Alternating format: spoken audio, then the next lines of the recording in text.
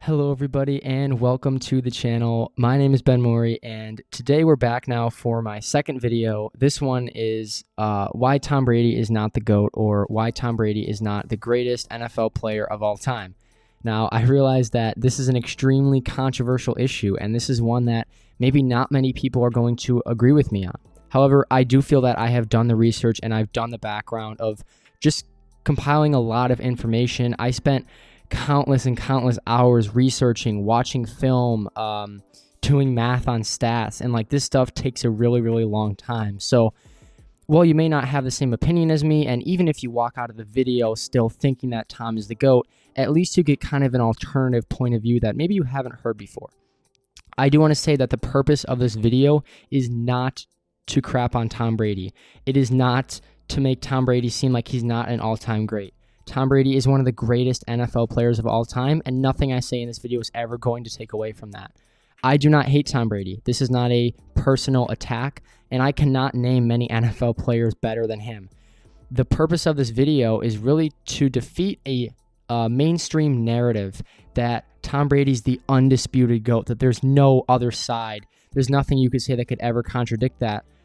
There are people like me out there that don't think he's the GOAT. And when I listen to other sportscasters talk about this issue, I don't feel that they make a particularly good argument. And I feel like I've done at least a pretty good job in this video showing what the other side of that argument is. So I first want to say that the GOAT conversation is really interesting in that I feel that the conversation is lost before it even begins. And what I mean by that is when people debate about the GOAT, they often don't agree on what the term GOAT actually means. Now, in the literal definition, we know that GOAT stands for greatest of all time. But that first word, greatness, is never defined. What does that mean? What does that entail? A lot of the times, people are talking about two separate issues. One person is talking about the individual accomplishments. One is talking about the team accomplishments. And my definition of the GOAT has more to do with the individual. I believe the greatest player of all time is a mix of personal achievements, personal accolades, and a mix of team accolades. So the lazy argument of, well, Tom's the GOAT because he's won the most, or Tom's the GOAT because he has the most Super Bowls is just not doing the argument justice, and it's just so lazy. There's much more of a deeper argument here. The NFL has been around for 100 years, and there are so many guys that have just been lost in the shuffle and guys that are never talked about. And so I'm going to try my best here to at least make a case for some guys that maybe you've never heard a case before. I also want to point out that maybe there's never really one true GOAT. Maybe there's a GOAT of each era, a GOAT of each position. It's really hard to really quantify how good a running back is versus a cornerback. It's not really possible to do. So I believe the best way to measure a GOAT is per your own position. Who's the most dominant player at their given position? That should be the criteria for the GOAT. And sure, there's a mix of team accomplishments in there, like if you won games or if you won a Super Bowl, but just naming out team awards is not enough. You need to talk more about the individual. So that's things like MVPs, All-Pros, Offensive and Defensive Player of the Year, Rookie of the Year, being on the All-Decade team. Those things are much more important than just naming out a simple winning percentage. So again, I want to just say this is not a Tom Brady attack. I like Tom Brady. I think that he's great. But I now want to dive into a big portion of the video, which is talking about Tom Brady in the regular season. I will get to postseason Tom Brady, but I want to stay on one topic at a time. So we're going to start by talking about Tom Brady's play in the regular season. I'm going to be comparing Tom Brady to two other quarterbacks in his era. So these are guys that played with him. This is important because I'm not even choosing guys that are in the 90s or the 80s because numbers are definitely skewed based on the era that you play in. These are guys that literally have played against Tom Brady for a number of years. So these three guys that I'm going to be comparing are Tom Brady, Peyton Manning, and Aaron Rodgers. So I'm going to throw up a chart right here. This is a chart of these three players' accolades in the regular season. So as I mentioned earlier, they're all pros, MVPs, Offensive Player of the Year, stuff like that. So at the top, I have their season started. All that the +1 means is that they're currently playing in a season. You'll notice that Aaron Rodgers is only 12. That is because he was injured for some time and he didn't start as a rookie, so he had some bench time. So that's why his number is a little bit lower. But as you can see here, if you start with the All-Pros, first team All-Pros, 3 for Tom Brady, 7 for Manning, 4 for Rodgers. Second team All-Pros, 3 for Brady, 3 for Manning, 1 for Rodgers. This I don't think really gets talked about enough, and I'm not sure why. All-Pros is maybe the most indicative of how good you are at your own position. Tom Brady in 20 seasons has been a 6-time All-Pro. Peyton Manning in 17 seasons has been a 10-time All-Pro. That means he was either voted the best or the second best at his own position 10 times, 4 more times than Tom Brady. Aaron Rodgers has 1 less All-Pro, and he's played 8 less full seasons. That's unbelievable, and that's never talked about. The next thing is MVPs. So if you look here, Tom Brady, 3 MVPs, which is great. Manning with 5, which is amazing, and Rodgers with 4, which is unbelievable. So as you can tell here, this is another thing where Tom Brady does not lead. Again, this is not to say that 3 MVPs is not great, but when you're comparing guys in your own era that have more All-Pros and more MVPs, that's something to think about. Another thing here is Offensive Player of the Year. Not the most important award. It doesn't often go to quarterbacks, but it is something to include. So 2 for Brady, 2 for Manning, none for Rodgers. And then there's also Pro Bowls there. Again, not like the most important thing, but over a career, they do add up. So Tom Brady with 15, Manning 14, Rodgers 10. And I do have the all-decade there as well. So Tom Brady has 2, and the rest of the guys have 1. The next portion here is I'm going to be talking about regular season stats. Now, I do want to say I'm not the biggest stat head, and I think stats year to year fluctuate very often, and so justifying a player being better than another because he throws for more yards or has more touchdowns or whatever is not the best thing to do. However, when you're talking about a career, stats are very stable. And when you have a long career like these 3 players, these stats are indicative of how well that you play. So I'm going to throw up another chart right here. Here are these 3 players' regular season numbers. I am taking the average per game. So when you go to yards and interceptions and touchdowns, this is their per game numbers. I did this because if you just use the raw numbers, Tom Brady's numbers are going to be way higher than everybody else. But that's because he played more seasons. So I'm not going to read all the numbers here. You can read them for yourself. But I did go ahead and bold who leads the categories. So Peyton Manning and Rodgers tie with completion percentage. Manning leads in yards. Rodgers leads in touchdowns. Rodgers throws the least interceptions. Rodgers has the higher yards per attempt. Rodgers has the highest quarterback rating. These are things that are super important, and Tom Brady doesn't lead in any of them. He comes close, and that's kind of the whole point that I'm making here, is that if you look at their raw regular season numbers and their accolades, they're pretty damn close. Yet when we talk about the GOAT, it's like if anybody mentions Rodgers or mentions Manning, they're shunned. It's not even a thought. But when you actually compare the year-to-year numbers, they're remarkably close. Yet this stuff is just never talked about. I also included at the bottom if they led the league in a category. I do find this to be important. Manning led in completion percentage twice. That's the highest. Brady led in yards and touchdowns the most, and Rodgers led in passer rating and yards per attempt. So again, we see that although Tom Brady leads in a couple of categories, is he really dominating? I would argue no. And again, this stuff is not really talked about. So now that we've broken down the individual accolades and the year-to-year numbers, we can see that even if you think that Brady is in the lead in these, which I don't really see how, but even if you're going to justify that, you at least have to admit that the numbers are so close, right? That's the minimum that you have to say. And yet Tom Brady has won a significantly higher percentage of games than these other 2. Now, I will show a rebuttal against what the Brady fans say, but a lot of Brady fans say that Tom Brady's just a better winner. That's often what they say. Now, what does that actually mean? I don't know. I mean, if anybody's ever played sports, they should know that there's no such thing as a good winner. There is a such thing as a team player and a leader, but I would find it hard to argue that Peyton Manning's not a team player and he's not a leader. Now, Rodgers has more of those questions, but you certainly can argue against Peyton Manning. And personally, I wouldn't argue against Rodgers, but there is more of a case there. Now, if Tom Brady wins a significantly higher percentage of his games, rather than stating the lazy argument of, oh, he's a better winner, if that even means anything, I decided to look at the surrounding cast. So I went a step deeper, and I made a chart here. Here are the defenses throughout these guys' careers. So Tom Brady is on the Patriots and the Bucks, Manning on the Colts and Broncos, and Rodgers on the Packers.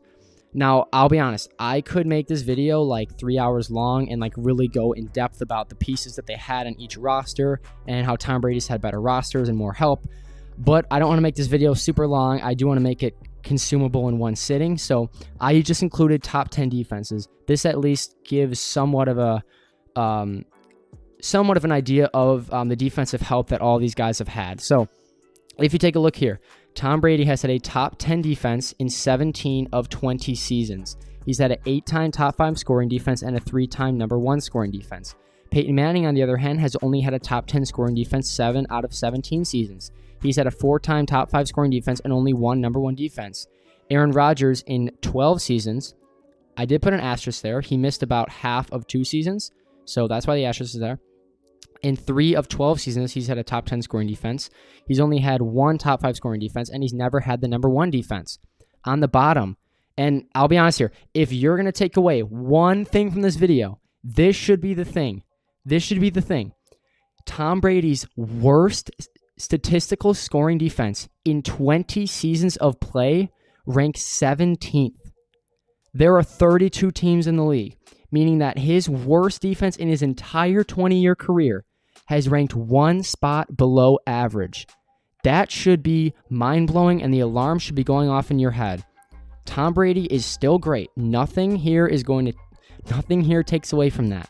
But to not even acknowledge the fact that he's had significantly more defensive help than any quarterback in his era is just not looking at the facts that I am showing you.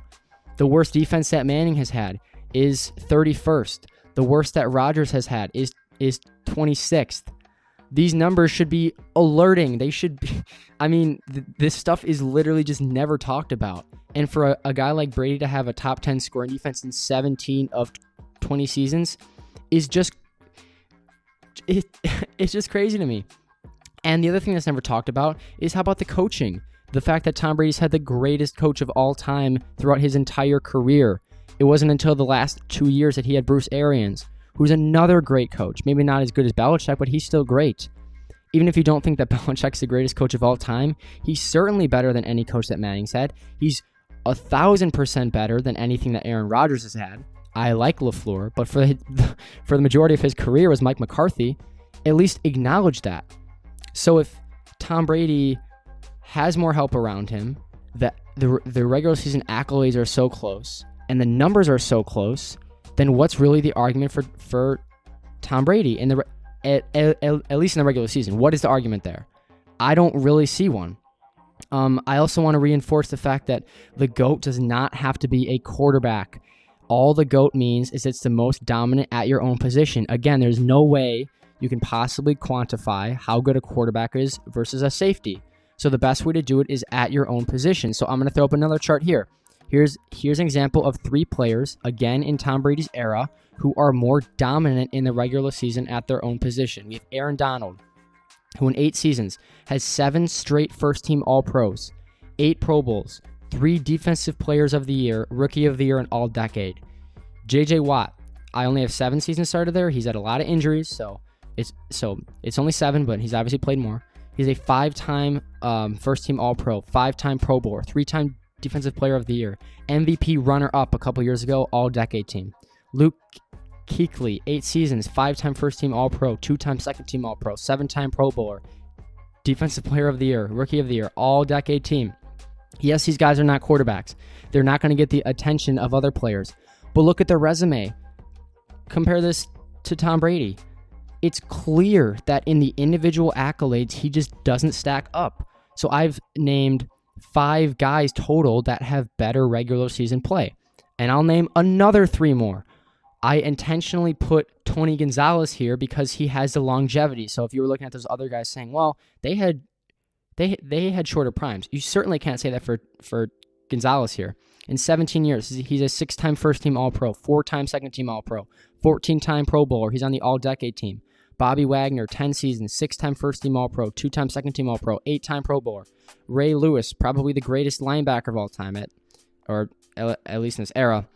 7-time first-team All-Pro, 2-time second-team All-Pro, 12-time Pro Bowler, 2-time Defensive Player of the Year, and he's also on the All-Decade team. So there you go.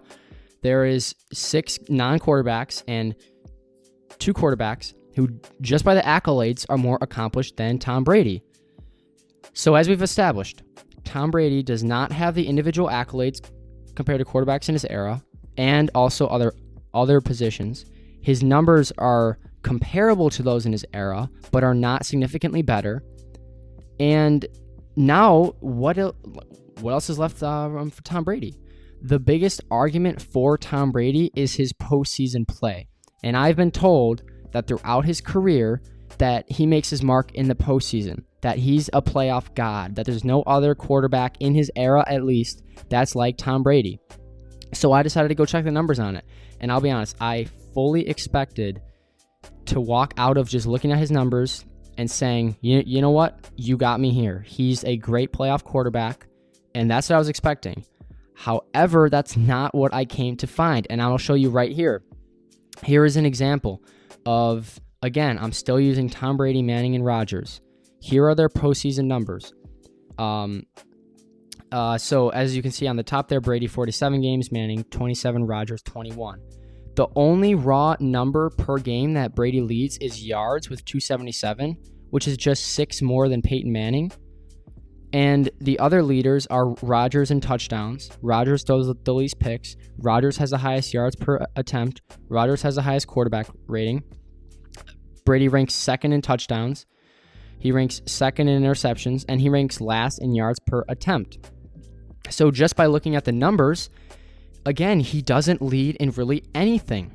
So is he really this postseason god?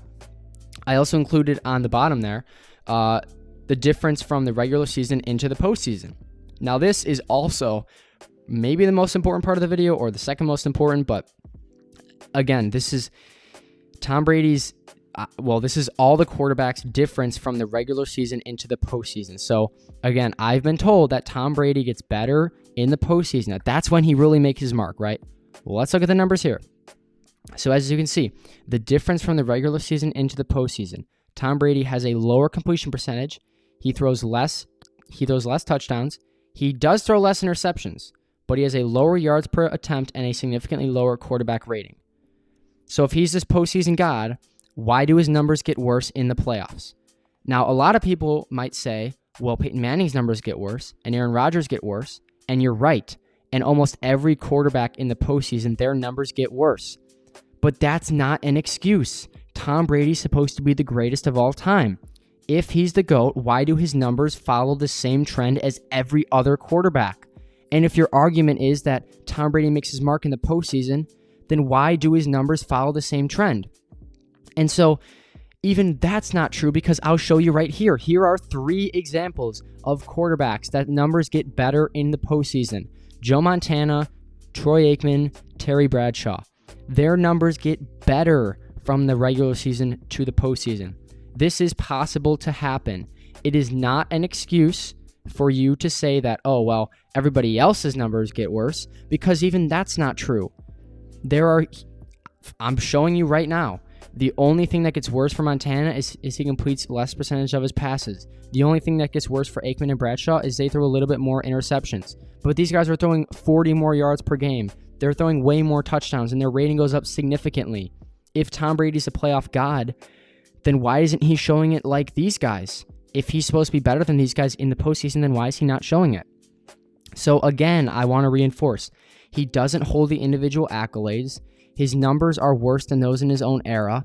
And when you get into the postseason, he doesn't lead in any category. And even if you think his postseason numbers are better than the other guys, you have to acknowledge the fact that it's so close. And he follows the same trend of his numbers dropping from the regular season into the postseason. Yet he's still the greatest? What is the justification? The only justification that I could possibly think of that any fan out there would make is that he's won. But as we covered, football is the ultimate team game. This is 11 on 11. This is not golf. This is not boxing. This is not one-on-one. Football is the ultimate team game. It takes 11 guys on each side of the ball to win. Hell, special teams is important. We all watched the 49ers beat the Packers in the playoffs this year. How did that happen? A blocked punt for a touchdown happened. Like, if that doesn't happen, the Packers probably win the game. But special teams is so remarkably important. Defense is so important. Offensive line is important. The lazy arguments of, well, Tom Brady wins the most in the postseason. Do your homework. Just do what I did and just look at these numbers. Compare him to other guys in his era. Does he set himself apart in anything that he does as an individual? The answer is no.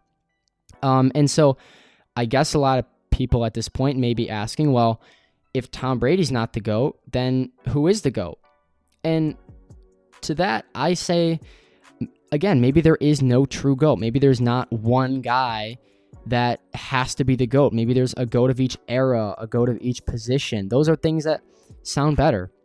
And I can make a list of a lot of guys. I can make an all-time roster for you. But a lot of people aren't going to want that, and they're going to want a more narrow answer. So I actually went ahead and I did a lot of research, and I named 4 guys here, so I'll throw it up.